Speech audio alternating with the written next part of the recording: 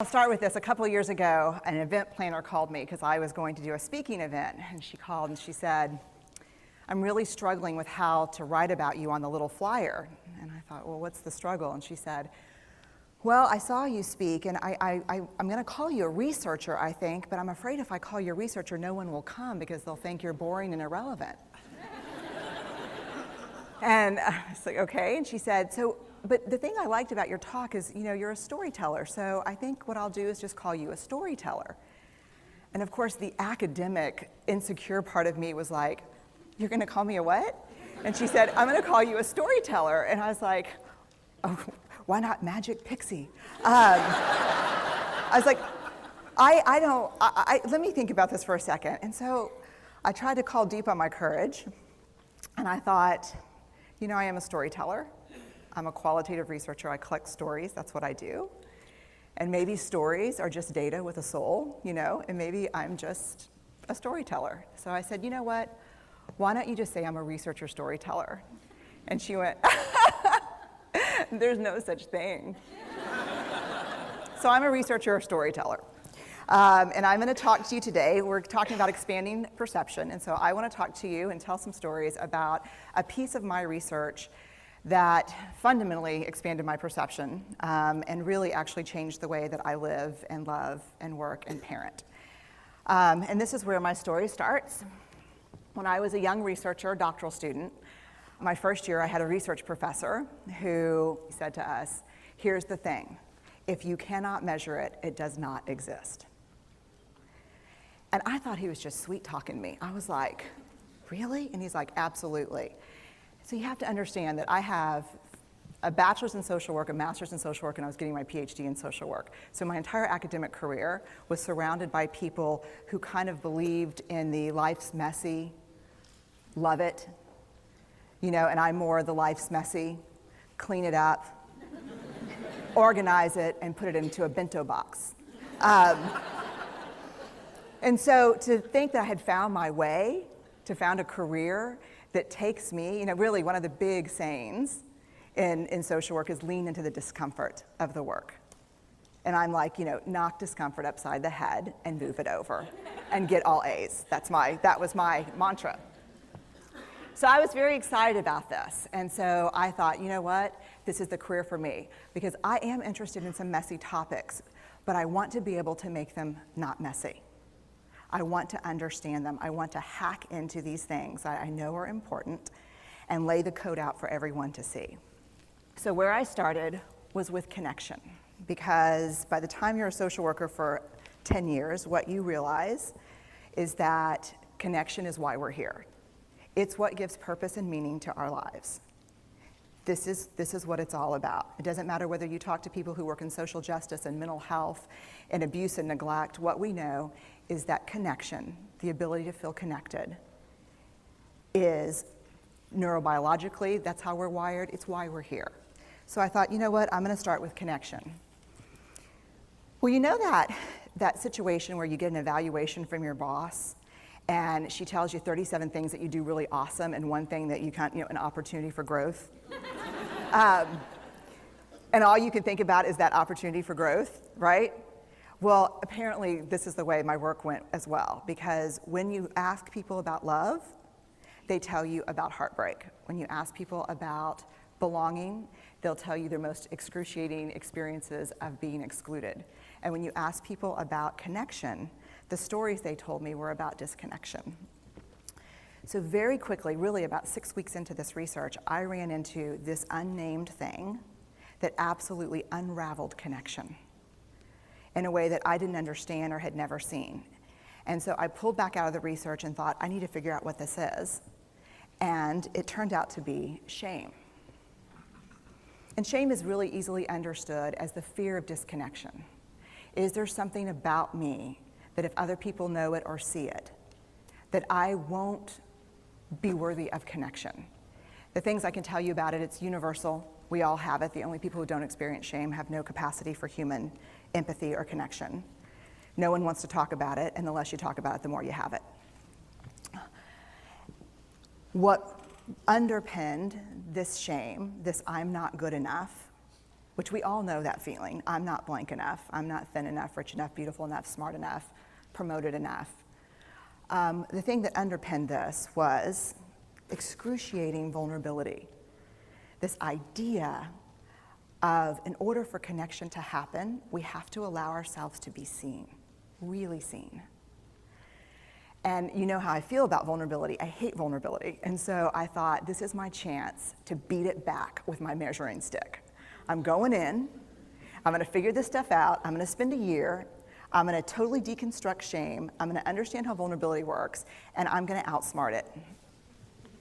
So I was ready, and I was really excited.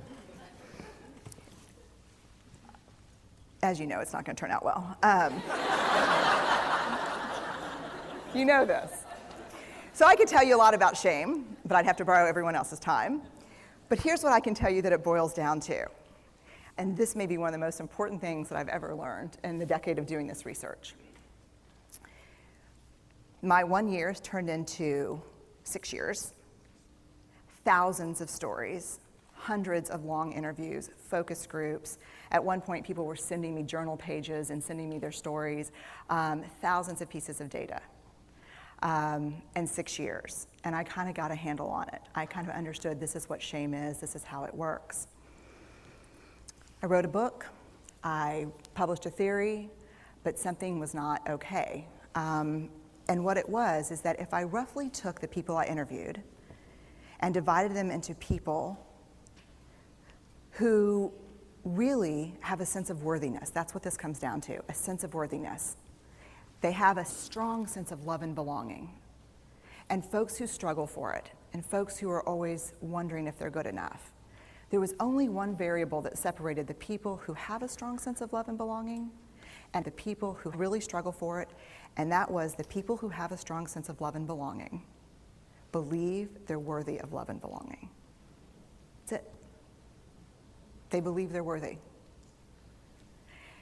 And to me, the hard part of the one thing that keeps us out of connection is our fear that we're not worthy of connection.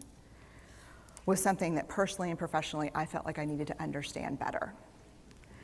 So what I did is I took all of the interviews where I saw worthiness, where I saw people living that way, and just looked at those. What do these people have in common? And I have a slight office supply addiction, but that's another talk. So I had a manila notebook, a manila folder, and I had a Sharpie.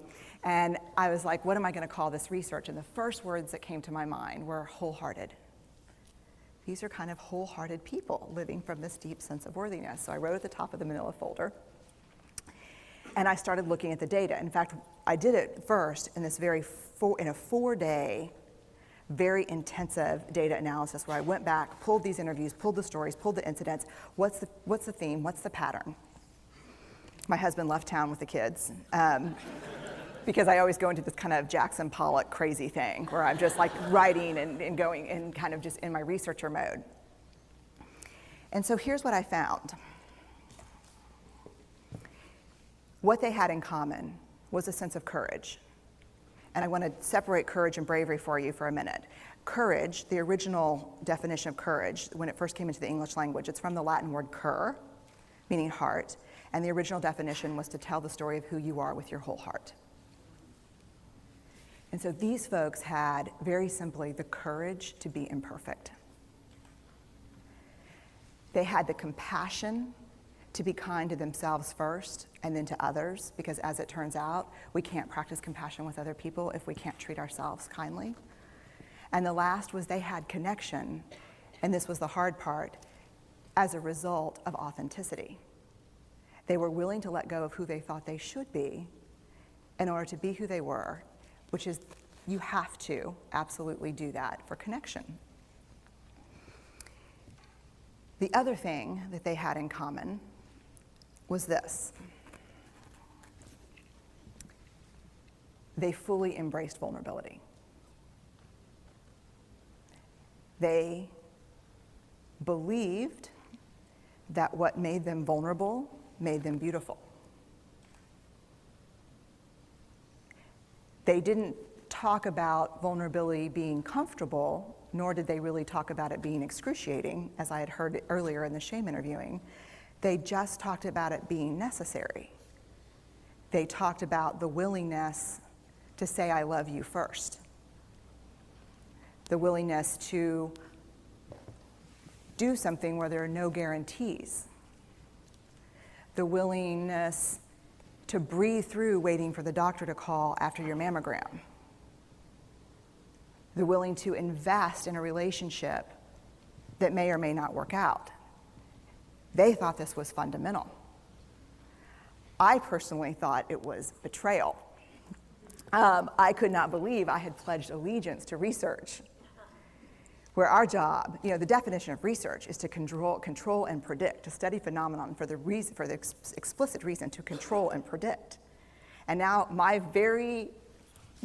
mission to control and predict had turned up the answer that the way to live is with vulnerability and to stop controlling and predicting. This led to a little breakdown, which actually looked more like this. And it did. It led to I call it a breakdown, my therapist calls it a spiritual awakening. Spiritual awakening sounds better than breakdown, but I assure you it was a breakdown. And I had to put my data away and go find a therapist. Let me tell you something. You know who you are when you call your friends and say, I think I need to see somebody. Do you have any recommendations? Because about 5 of my friends are like, woo, I wouldn't want to be your therapist. And I was like, what does that mean? And they're like, oh, I'm just saying, don't bring your measuring stick. It's like, okay. So I found a therapist. My first meeting with her, Diana, I brought in my list of the way the wholehearted live. And I sat down, and she said, how are you? And I said, I'm great, I'm okay. And she said, what's going on? And I said, and this is a therapist who sees therapists, because we have to go to those because their BS meters are good. And so I said, here's the thing, I'm struggling. And she said, what's the struggle? And I said, well, I have a vulnerability issue, and I know that vulnerability is kind of the core of shame and fear and our struggle for worthiness, but it appears that it's also the birthplace of joy, of creativity, of belonging, of love, and I think I have a problem, and I need some help. And I said, but here's the thing, no family stuff, no childhood shit, I just need some strategies.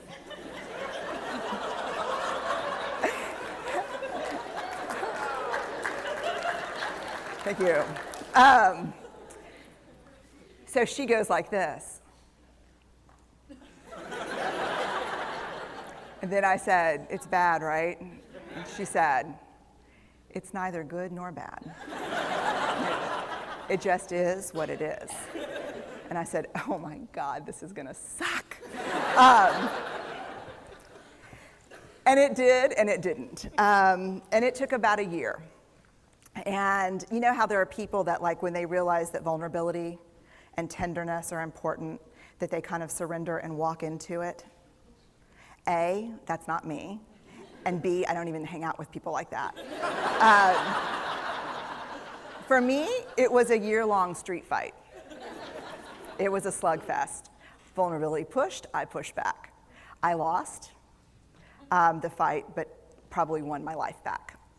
And so then I went back into the research and spent the next couple of years really trying to understand what the wholehearted, what the choices they were making, and what are we doing with vulnerability? Why do we struggle with it so much? Am I alone in struggling with vulnerability? No. So this is what I learned. We numb vulnerability. When we're waiting for the call, it was funny, I sent something out on Twitter and on Facebook that says, how would you define vulnerability? What makes you feel vulnerable? And within an hour and a half, I had 150 responses. Because I wanted to know, what's out there. Having to ask my husband for help because I'm sick and we're newly married. Initiating sex with my husband, initiating sex with my wife. being turned down, asking someone out, waiting for the doctor to call back, getting laid off, laying off people. This is the world we live in. We live in a vulnerable world. And one of the ways we deal with it is we numb vulnerability. And I think there's evidence, and it's not the only reason this evidence exists, but I think that it's a huge cause. We are the most in debt, obese, addicted, and medicated adult cohort in US history. The problem is, and I learned this from the research, that you cannot selectively numb emotion. You can't say, here's the bad stuff. Here's vulnerability, here's grief, here's shame, here's fear, here's disappointment. I don't want to feel these. I'm going to have a couple of beers and a banana nut muffin. I don't want to feel these. And I know that's knowing laughter. I hack into your lives for a living. I know that's, God. You can't numb those hard feelings without numbing the other affects or emotions. You cannot selectively numb. So when we numb those, we numb joy. We numb gratitude. We numb happiness. And then we are miserable and we are looking for purpose and meaning. And then we feel vulnerable. So then we have a couple of beers and a banana nut muffin. And it becomes this dangerous cycle. One of the things that I think that we need to think about is why and how we numb. And it doesn't just have to be addiction. The other thing we do is we make everything that's uncertain certain. Religion has gone from a belief in faith and mystery to certainty. I'm right, you're wrong, shut up. That's it. Just certain. The more afraid we are, the more vulnerable we are, the more afraid we are. This is what politics looks like today. There's no discourse anymore. There's no conversation. There's just blame. You know how blame is described in the research? A way to discharge pain and discomfort. We perfect. If there's anyone who wants their life to look like this, it would be me. But it doesn't work, because what we do is we take fat from our butts and put it in our cheeks. Which just, I hope in 100 years people will look back and go, wow. You know? And we perfect, most dangerously, our children. Let me tell you what we think about children. They're hardwired for struggle when they get here. When you hold those perfect little babies in your hand, our job is not to say, look at her, she's perfect. My job is just to keep her perfect, make sure she makes the tennis team by 5th grade and Yale by 7th grade. That's not our job. Our job is to look and say, you know what? You're imperfect and you're wired for struggle, but you are worthy of love and belonging. That's our job. Show me a generation of kids raised like that, and we'll end the problems I think that we see today. We pretend that what we do doesn't have an effect on people. We do that in our personal lives. We do that corporate, whether it's a bailout, an oil spill, a recall. We pretend like what we're doing doesn't have a huge impact on other people. I would say to companies, this is not our first rodeo, people. We just need you to be authentic and real and say, we're sorry, we'll fix it. But there's another way, and I'll leave you with this. This is what I have found: to let ourselves be seen, deeply seen, vulnerably seen. To love with our whole hearts, even though there's no guarantee. And that's really hard, and I can tell you as a parent, that's excruciatingly difficult.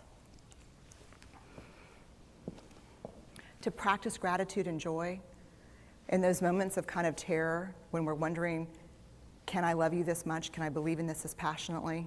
Can I be this fierce about this? Just to be able to stop and instead of catastrophizing what might happen, to say, I'm just so grateful. Because to feel this vulnerable means I'm alive. And the last, which I think is probably the most important, is to believe that we're enough. Because when we work from a place, I believe, that says, I'm enough, then we stop screaming and start listening. We're kinder and gentler to the people around us, and we're kinder and gentler to ourselves. That's all I have.